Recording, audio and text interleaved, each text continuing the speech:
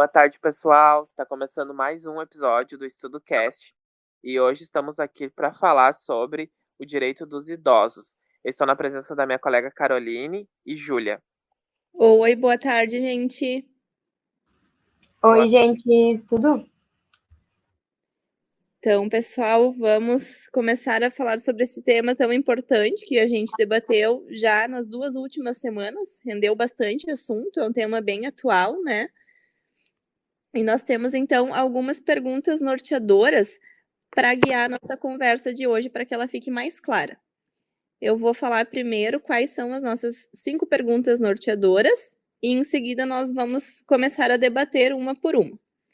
Então, a nossa primeira pergunta é a seguinte: por que é importante compreender o envelhecimento e reconhecer a importância do idoso? A segunda pergunta: como os direitos dos idosos são garantidos e quais são eles? Terceira pergunta: o que é envelhecimento bem-sucedido ou envelhecimento ativo? E quem garante que o idoso tenha um envelhecimento ativo? A quarta pergunta: quais são os elementos identificados no envelhecimento bem-sucedido? E a quinta: como contribuir para um processo de envelhecimento bem-sucedido? Então, beleza. Começando, então, com a nossa primeira pergunta norteadora, contextualizando o porquê é importante a gente estudar, compreender esse tema do envelhecimento e reconhecer a importância dele. Trazendo alguns dados para vocês, o aumento do número de idosos no Brasil vem ocorrendo de maneira progressiva, né, como bem sabemos, e a Organização Mundial da Saúde considera um país estruturalmente envelhecido quando pelo menos 7% da população total desse país é composta por idosos. Aqui no Brasil, hoje nós temos um país que é considerado envelhecido porque o número de habitantes com 60 anos ou mais no país é superior a 21 milhões, representando cerca de 11% da população total, de acordo com o censo de 2010. Hoje, essa população já aumentou bastante. O IBGE faz uma estimativa de que, em 2025, o Brasil vai ser a 6ª população mundial com maior número de idosos do mundo, chegando a 35 milhões de idosos. Então, tendo esses dados como referência, a gente conclui que analisar as condições que interferem no bem-estar e os fatores associados à qualidade de vida durante a senescência se tornam fundamentais, tanto científica quanto socialmente, né, com a intenção de criar alternativas de intervenção que atendam às demandas dessa nossa população que envelhece. Importantíssimo. Quando a gente coloca em números, assim, fica mais claro a importância do assunto, né? Sim, sim. Então, pessoal, diante disso, é importante a gente fazer a seguinte pergunta: como os direitos dos idosos são garantidos e quais são eles? A gente não vai ler, né, todo o Estatuto do Idoso, mas ele está disponível na internet também para quem tiver interesse. E a gente tem um PDF, caso alguém queira entrar em contato e pedir esse material. A gente tem todo esse material da legislação também que defende o direito dos idosos. Então, né, a gente sabe que esse envelhecimento da população muda também o perfil de adoecimento dos brasileiros, obrigando a sociedade a dar maior ênfase na prevenção e no tratamento de doenças crônicas não transmissíveis, bem características da idade. Então, a nossa maior atenção precisa se voltar para as políticas que vão ter como intenção promover a saúde, contribuir para uma manutenção da autonomia das pessoas idosas, que é de extrema importância, e valorizar as redes de suporte social, que são fundamentais também. Os países europeus, a gente sabe, né, que além de ter melhores condições econômicas e sociais, eles tiveram um envelhecimento populacional muito mais lento que o nosso. Então, eles puderam se preparar para assegurar aos idosos melhores condições de vida. Aqui no Brasil, só no ano de 1994, que o país passou a ter uma política nacional do idoso, representada pela Lei 8.842. Nossa, até que demorou, né? Demorou demais? Bah. Demorou Eu fico quando a gente... pensando, né? O que eles estavam a mercê do que antes, né? Porque se não tinha uma lei, nada para proteger eles, coitados, né? Como se não existissem, né? Sim, ficavam assim, à deriva, parece, né? Porque já tem essa cultura de que quando a pessoa vai ficando velha, ela vai perdendo o valor que ela tem, né? É, Então, eles ficavam, assim, com uma visão de que as eles pessoas não tinham muita né? serventia, de um modo grosso falando, né? Então, Uhum. acabavam sendo excluídos e eu acho que na visão da população, só esperando a morte, sabe? E Uhum. na deles mesmo, né? Porque provavelmente eles começavam a ter essa visão sobre si com, em relação ao que os outros pensavam deles, né? Não sei se É, me fiz clara. Mas sim, é isso eu não, mesmo, Ju. eu não sei se vocês concordam, mas eu acho que também tem uma questão muito cultural assim, no nosso país, né? Aqui no Brasil, eu vejo muito isso da população de idosos ser bastante desvalorizada, né? Eu não sei como Muito. em outros países, né? Mas aqui, principalmente no Brasil, eu vejo que mesmo com essas leis, com o estatuto, com todos os direitos que eles têm, né, de fato, eu vejo que ainda assim rola muito essas situações de exclusão, de desvalorização, de maltratamento também, né? Então é bem triste isso, sabe? Uhum. Parece que. Pode falar, Carol. Às vezes parece que falta isso, um trabalho de conscientização, né? De Isso, educação para que a população entenda que envelhecer faz parte do desenvolvimento humano. É uma fase do desenvolvimento, não é uma fase onde as coisas ficam estagnadas. Não, é, o desenvolvimento continua.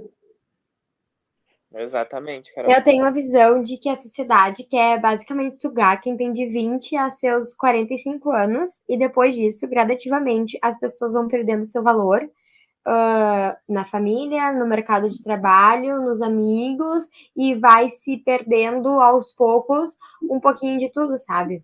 Uhum. O lazer, tudo que engloba a vida da pessoa, aos poucos vai, parece que deixando de acontecer, sabe? Uhum. Eu acho que o marco, assim, que faz com que esse declínio aconteça é a perda da autonomia. Né, quando a pessoa começa a perder a autonomia dela, não precisa ser exclusivamente por uma aposentadoria, que aí para de trabalhar, e nesses casos também pode sentir uma perda de autonomia, ou de valor, ou de propósito, porque não trabalha mais. Mas a gente sabe, né, que os estudos mostram que trabalhos sociais também mantêm o senso de autonomia. Se envolver em atividades que realmente gostam, assim, dão um senso de propósito, né? Então, eu acho mais importante isso, se manter com a sua própria autonomia, não perder. Parece que perde os direitos, assim, quando a família começa a controlar, pessoas próximas vão dizendo o que deve e o que não deve fazer, né? Eu Isso li é uma um perda de texto autonomia. Eu li um texto semestre passado na cadeira de antropologia que falava um pouco sobre isso. E também falava como depois de um certo tempo, a pessoa de idade, assim, o senhor, ele começa também a querer resgatar em si o seu antigo e não começa mais a se sentir realizado que e tem muita saudade do que já foi voltando. Tu vai conversar com uma pessoa idosa, ela tá sempre voltando no passado, tá sempre resgatando o que já foi vivido, o que não tá mais ali, porque com certeza foi uma fase importante para ela, porque aquilo foi valorizado, e também para os outros foi valorizado, foi importante quando ela se sentia útil, quando ela estava se sentindo mais saudável, sabe? Eu acho que eles principalmente sofrem com isso, com olhar para trás e ver que já foram mais ativos e hoje não serem tanto, não porque não querem, mas porque têm suas limitações devido à idade. Uhum. É isso mesmo, bem colocado. E as coisas vão se modificando, né? A gente sabe que acontece naturalmente para todo mundo, declínio cognitivo, a gente vai perdendo algumas habilidades, mas outras se conquistam, né? É a fase da sabedoria. É a fase que muitas habilidades que a gente não tinha antes, a gente tem, a gente desenvolve também. Justamente porque já teve tantas experiências, né? Uhum. Eu até às vezes faço algumas reflexões, né, sobre o envelhecimento, né?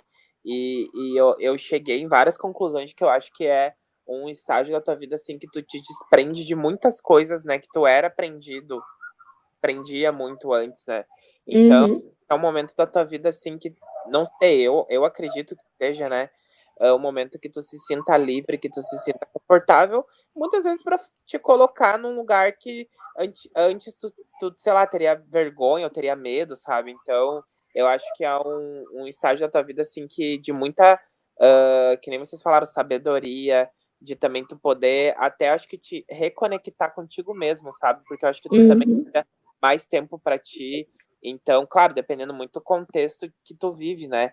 Porque, infelizmente, muitas pessoas idosas têm muitos problemas de saúde, né?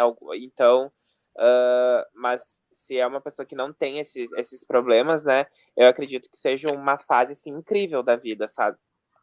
Essa é uma questão que impacta diretamente, né? As doenças. Na ausência de doença, é uma fase que a pessoa se permite ser muito autêntica, né? Assim, se dá o direito de ser autêntica. Exato. E realmente, o trabalho tem que ser feito um trabalho de prevenção de doenças também que possam surgir. A gente sabe que o envelhecimento traz assim uma maior probabilidade de doenças, uma fragilidade imunológica. Então, a doença impacta diretamente na qualidade de vida, né? Então, se conseguir trabalhar para manter uma saúde, para se manter uma pessoa ativa e saudável, vai desfrutar muito melhor dessa fase da vida, sem dúvidas. Então, depois que a lei foi criada, em 1994, né, essa Política Nacional do Idoso, 5 anos depois foi editada a Política Nacional de Saúde do Idoso, e o Estatuto do Idoso foi elaborado em 2003, bem depois. O Estatuto do Idoso ele foi elaborado com intensa participação das entidades que defendem os interesses das pessoas idosas. Foi aprovado pelo Congresso Nacional e sancionado pelo presidente Lula em 2003. Esse estatuto ampliou muito a resposta do Estado e da sociedade às necessidades dessas pessoas. O que o estatuto traz para a gente? Ele trata dos mais variados aspectos da vida, abrangendo desde os direitos fundamentais até o estabelecimento de penas para crimes mais comuns que são cometidos contra as pessoas idosas. Né? Lembrando que é considerado idoso o indivíduo que tem idade igual ou superior a 60 anos. Mas mesmo assim, né, mesmo já existindo essas políticas de proteção ao idoso, ainda não é suficiente para garantir os direitos humanos dos idosos, como a gente bem sabe, mas já é uma legislação que assegura esses direitos, né? Porque até 94 não existia nada nesse sentido. Agora, fazer um trabalho de conscientização, né, de psicoeducação, teria um grande valor, né, para a sociedade. E seria fundamental isso, né? Porque às vezes, assim, nós que convivemos com idosos e já temos esse discernimento, parece uma coisa muito óbvia de se falar. Mas muitas pessoas não têm esse convívio e não têm esse conhecimento também, não é uma coisa assim ao alcance dessa pessoa, né? Exato, não é uma informação assim que tu vai atrás para pesquisar no dia a dia de pessoas que não convivem com idosos, por exemplo, né? Sim. Inclusive uma situação bem peculiar, assim, que aconteceu aqui na minha família, né? Que também estava acontecendo uma situação e eles precisavam se informar em relação aos direitos dos idosos e tal. E eles vieram até a mim me questionar se eu sabia e tudo mais. E já são pessoas que já têm uma certa idade, né? Já não são jovens, né? Então, eu achei, assim, eu fiquei um pouco, sabe, tipo, meu Deus, como eles não sabem isso? Que às vezes, daí eu pensei assim, não, mas espera, que nem tu falou, né? Pra mim pode ser óbvio, porque eu já tenho um certo conhecimento sobre o assunto e eu já tive situações que eu precisei ir atrás. Mas, realmente, para muitas pessoas, isso é algo, às vezes, que é inacessível, sabe? Que nunca ouviram falar ou que não sabem. Então, realmente, a questão o fato de pesquisar, né, de tentar ir atrás de se informar, porque muitas vezes tem que partir de nós também, né, não é só, vir até nós, mas a gente ir até a informação, né, então, Exatamente. então tem que partir muito de nós, assim, e eu acho que realmente é importante ter mais campanhas de conscientização falando sobre, e realmente é algo que eu vejo muito pouco, gente. Eu vejo muito pouco mesmo, assim. Até, sei lá, eu acho que como eu tive contato com idosos num antigo trabalho, né, que eu tinha, eu já muita coisa eu consegui coletar, assim, na prática mesmo. Mas, se eu não tivesse trabalhado nesse lugar, eu saberia muito pouco sobre, pessoas idosas, sobre os direitos deles, e que são inúmeros, assim, pelo que eu tenho conhecimento. Então, Uhum. é importantíssimo mesmo. Abre os nossos horizontes, né? Isso, aham.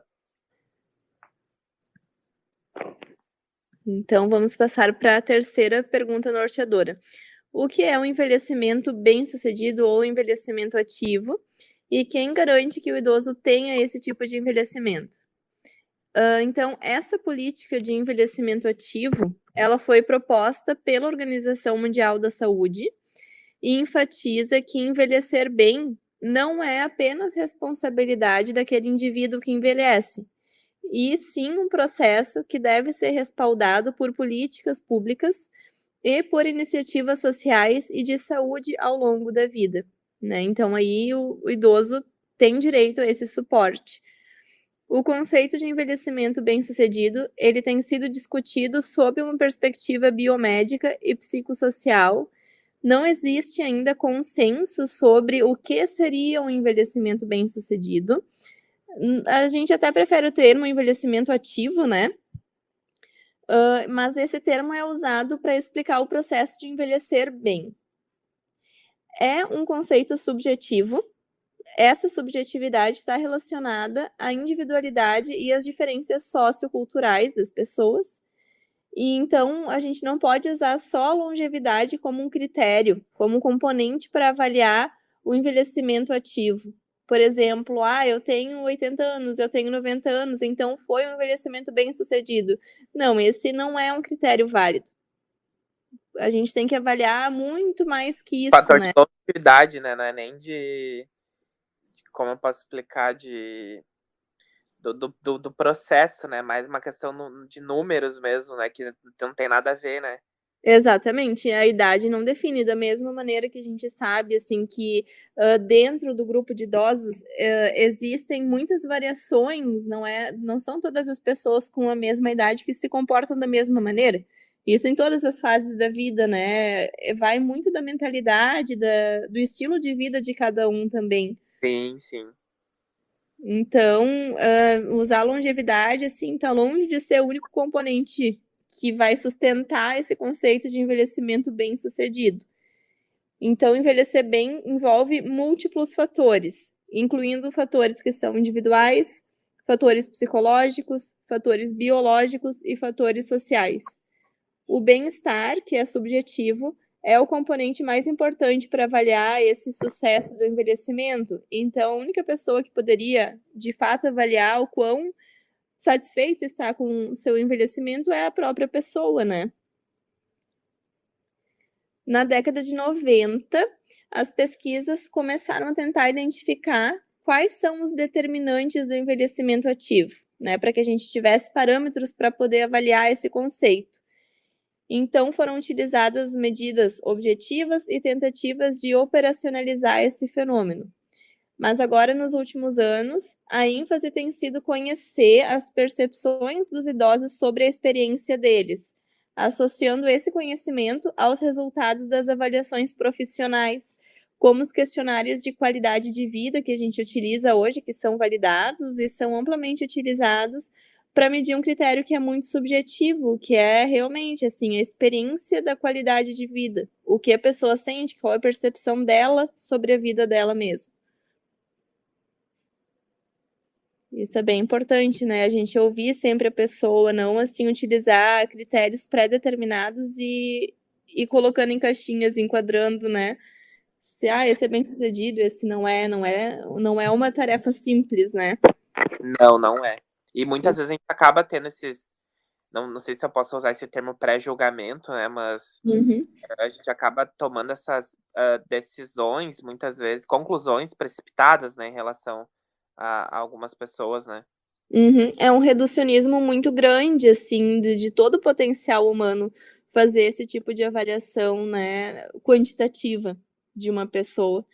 A gente tem que utilizar critérios qualitativos também e sobretudo, ouvir a pessoa, né. Então, passando para nossa quarta pergunta norteadora: quais são os elementos identificados no envelhecimento bem-sucedido? Então, isso varia conforme os autores, né. Mas, assim, os principais autores consideram que o envelhecimento bem-sucedido inclui 3 elementos, sendo o primeiro deles probabilidade baixa de doenças e de incapacidades relacionadas às mesmas. Porque quando presentes, né, essas doenças ou incapacidades já vão ser mais difíceis de se trabalhar, elas podem acabar reduzindo um pouco essa qualidade de vida. O segundo critério, alta capacidade funcional, cognitiva e física. E o terceiro, engajamento ativo com a vida. Essa hierarquia entre os componentes é representada pela integridade das funções física e mental.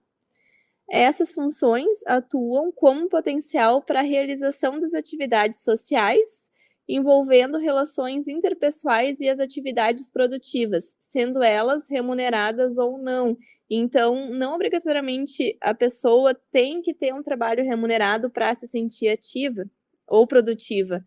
Pode desenvolver um trabalho social, que é de muita importância e traz uma sensação de bem-estar muito grande também.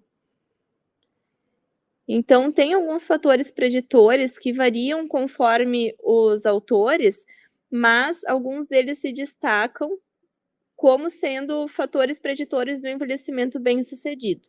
São eles: nível educacional elevado, prática de atividades físicas regulares, senso de autoeficácia, que é aquele sentimento de capacidade, né? Eu sou capaz de fazer isso, é um senso de autoeficácia. A participação social é super importante também, e a ausência de doenças crônicas.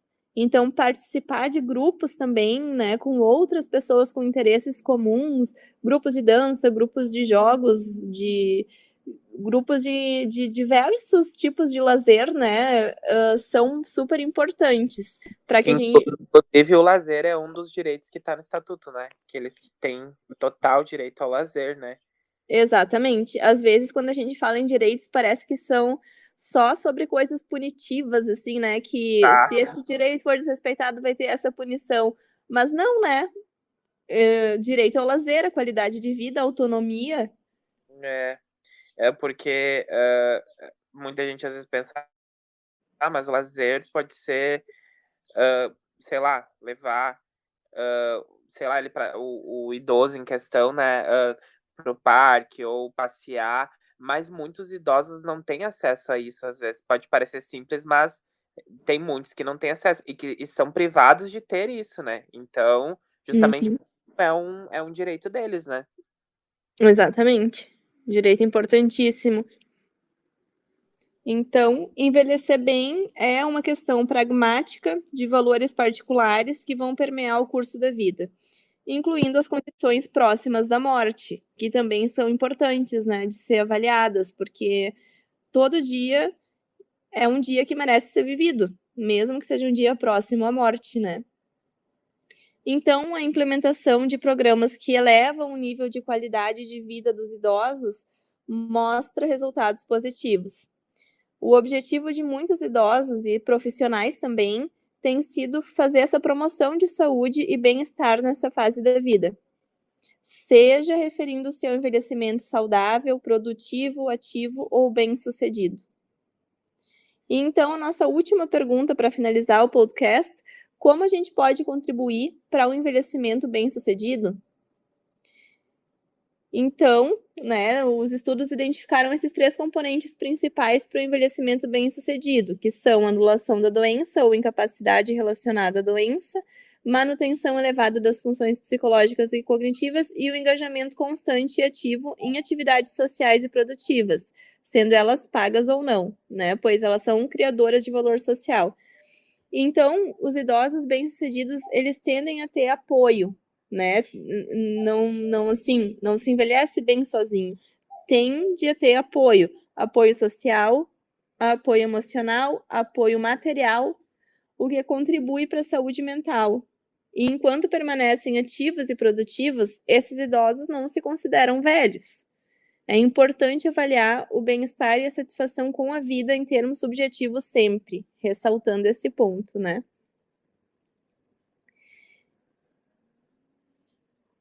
Então, gente, o envelhecimento bem-sucedido, ele vai envolver essa otimização seletiva com compensação, ou seja, fortalecimento das funções cognitivas, com o uso de habilidades mais desenvolvidas para compensar aquelas que se tornam mais fracas.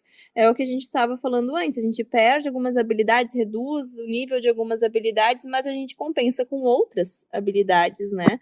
Sim. E também eu acho que a gente pode, eu não sei se é essa palavra certa, mas prevenir a perda desses Dos fatores cognitivos, isso, principalmente. desses fatores cognitivos que muitas vezes praticando algumas atividades que fortaleçam, né, esses fatores. Por exemplo, trabalhar a questão da memória, trabalhar a questão da atenção, em cima de jogos que façam com que o idoso em questão use, né, esses fatores cognitivos. Então, eu acho que é muito importante, né, nesse período também trabalhar em cima disso para que não se perca, né? Exato, importantíssimo, Ed. São estratégias, assim, simples e muito eficazes, muito Eu eficientes e que acho vão que produzir resultados a longo prazo muito positivos. exatamente. Acho que principalmente no tratamento para Alzheimer, eu posso estar enganado no que eu tô falando aqui, mas eles já fazem esse tipo de atividades que façam com que o idoso trabalhe nesses fatores cognitivos para justamente ele não perder ele, né? Porque o Alzheimer é uma doença que não bate na porta ele te avisando que ela vai chegar, né? Quando Uhum. às vezes, infelizmente, a pessoa que tem o Alzheimer já nem consegue dimensionar que ela está com aquela doença, né? Então, é muito importante também os familiares, né, que convivem com esse idoso, que tem mais proximidade, consigam também ajudar ele, né, em cima disso, fazendo essas atividades, estimulando também, que é muito importante, né, estimular esses fatores no idoso para que não aconteça algo pior lá na frente, né? Exato, para quadros demenciais em geral, né? E, Esses reforços cognitivos são muito importantes. E uma questão importante é essa necessidade de esquema de vida adequado, de assistência, né, para essas pessoas que não podem mais se manter sozinhas. O Alzheimer que tu trouxe é uma questão muito importante, a gente tem que falar sobre ele, sobre esses quadros demenciais. Apesar de um número maior de mulheres ser afetadas pela doença de Alzheimer, os homens tendem a ter maiores problemas de esquecimento mais cedo.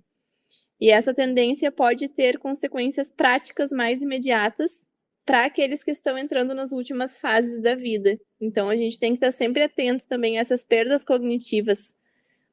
O nível socioeconômico também pode afetar o modo como os aposentados usam o tempo, né? O estilo de vida focalizado na família consiste, sobretudo, em atividades acessíveis e de baixo custo com a família ou com companheiros, né? Com amigos, conversar, fazer atividades, desde uma atividade simples como ver televisão, como atividades que são cognitivamente assim mais ricas, né? Jogar um jogo de memória, jogar carta, participar de grupos de dança, grupos de teatro, grupos de hidroginástica, grupos de caminhada, né? Visitar parentes e amigos, entre outros. O trabalho voluntário também está muito ligado ao bem-estar durante essa fase de aposentadoria. E o investimento que a gente chama de investimento equilibrado é típico de pessoas que conseguem distribuir melhor o seu tempo entre família, trabalho e lazer. Então, depende muito da faixa etária do idoso, porque começa com 60 anos, né? Então, a gente tem variações grandes de quais são as atividades praticadas durante esse período. Por exemplo, viajar regularmente, participar de eventos culturais, podem produzir uma satisfação maior em aposentados mais jovens ou idosos mais jovens e mais satisfeitos com a sua qualidade de vida. Depois dos 75 anos, as atividades com base na família e no lar tendem a ser as atividades que produzem maior satisfação, né? Então, a família passa a ser, assim, um núcleo de apoio muito importante.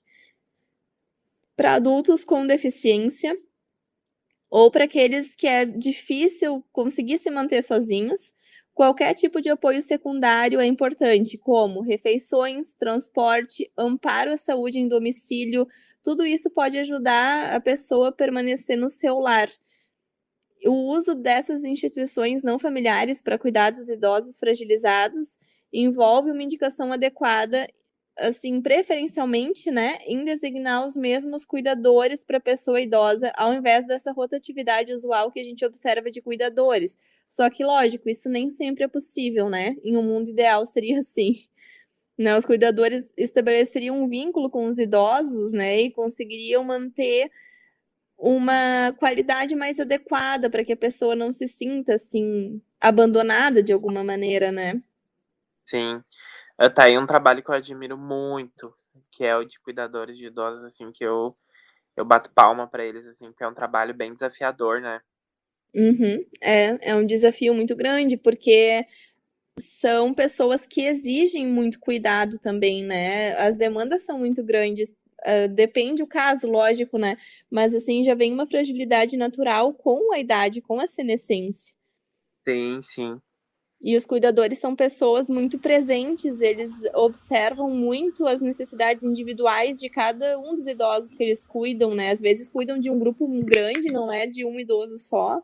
Para concluir o nosso argumento do podcast de hoje, assim, para finalizar, o apoio à autonomia e o aumento na percepção das opções e da liberdade disponíveis para os idosos resultam num aumento da motivação para tentar várias atividades diárias e ajustamento psicológico e bem-estar. Então, assim, esse senso de autonomia, poder observar as demandas que aparecem e ir atendendo elas, né, individualmente, assim, com foco naquilo que a pessoa precisa naquele momento, né? Não tem nenhuma fórmula mágica, não existem critérios específicos, né? Mas eu acho que se a gente puder olhar com mais carinho, mais atenção, conversar com as pessoas idosas, assim, como uma conversa normal, né? Não descartando o idoso como alguém já sem valor social, mas sim com alguém com muita sabedoria, né? E muito a acrescentar para mudar essa dinâmica de relacionamentos que a gente vê hoje, assim, por aí, né?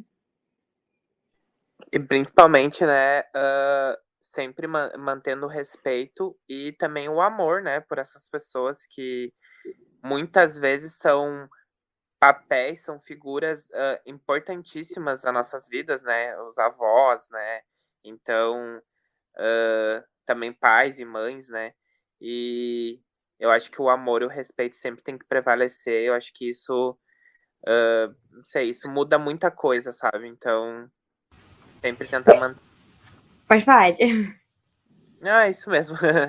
Eu ia concordar contigo e falar que eu noto muito como eles recebem amor de uma forma tão. Claro, todo mundo recebe de uma forma positiva, né? Mas eles ficam tão felizes e tão alegres.